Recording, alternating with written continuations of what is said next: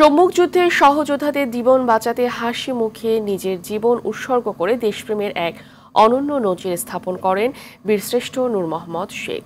তার আত্মত্যাগকে স্মরণীয় করে রাখতে সরকারি নানা উদ্যোগ নিলেও স্মৃতিস্তম্ভ, বসতবাড়ি আর স্বজনদের ভাগ্যের কোনো পরিবর্তন না হওয়ায় হতাশ পরিবার ও স্বজনরা। মাহাদুর রহমান রুবেল জানাচ্ছেন, তার বীরত্বের গল্প সহায়তা করেছেন নড়াইল প্রতিনিধি মুস্তফা কামাল। বছর শেষের খুশি নগদে হবে বেশি। নগদ পেমেন্টে নির্দিষ্ট ক্যাটাগরির কেনাকাটায় ৩০০ টাকা পর্যন্ত ক্যাশব্যাক। অল্প বয়সে বাবা মাকে হারিয়ে শৈশবেই ডান পিটে নূর মোহাম্মদ শেখ পূর্ব পাকিস্তান রাইফেলস বা ইপিআরে যোগদান করেন 1959 সালে। 1970 সালে দিনাজপুর থেকে যশোরে বদলির পরের বছর শুরু হয় যুদ্ধ।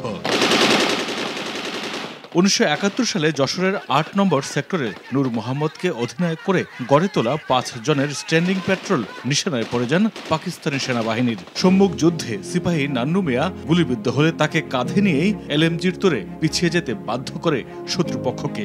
সঙ্গীদের নিরাপদে সরিয়ে দিলেও শত্রুর মর্টারের গোলায় আহত হন তিনি। পাকিস্তানি সশস্ত্র বাহিনীর অত্যাধুনিক অস্ত্রের মুখে রাইফেল নিয়ে অর্ধমৃত নূর মোহাম্মদ বেশ অসহায়। তবু বাঘের গর্জনে ক্ষিপ্র শত্রুপক্ষ বেয়নট দিয়ে খুঁচিয়ে চোখ দুটি উপড়ে ফেলে মস্তক বিদীর্ণ করে ছাড়িয়ে ফেলে ঘিলু।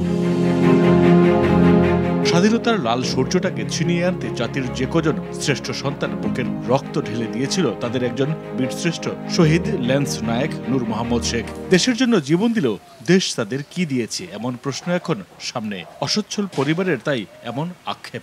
আমি একটা মাইয়া নিয়ে যাই গুণা করে খাই, আমার ছেলেটা বেকার, 3-4 ছেলে মেয়ে থাকলে আমরা আসিয়েছে কষ্টে,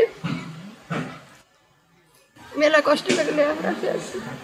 একটা ছেলে পড়তে তো টাকার অভাবে ভর্তি করলো না।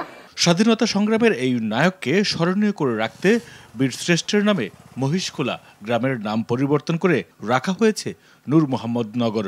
বসতবাড়ির আঙিনায় নির্মিত হয়েছে স্মৃতিফলক।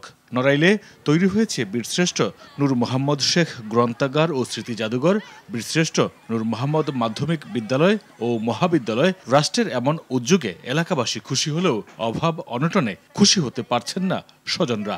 তাদের আমাকে সাহায্য করার কথা ছিল, তারা তো কথাটা করে না। আমরা গরিব অবস্থায় আছি, আল্লাহ মিলেলি খাই, না মিলেলি না খাই থাই। স্মৃতিস্তম্ভটারে আসলে বাউন্ডারি দেওয়ার দরকার।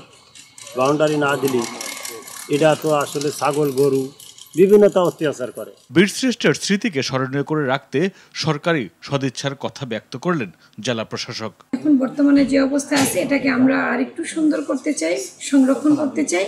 সেজন্য ভবিষ্যতে আমরা এখানে বিভিন্ন ধরনের কাজ করব।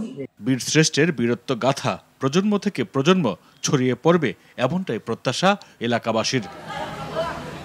মাহাদুর রহমান রুবেল, RTV।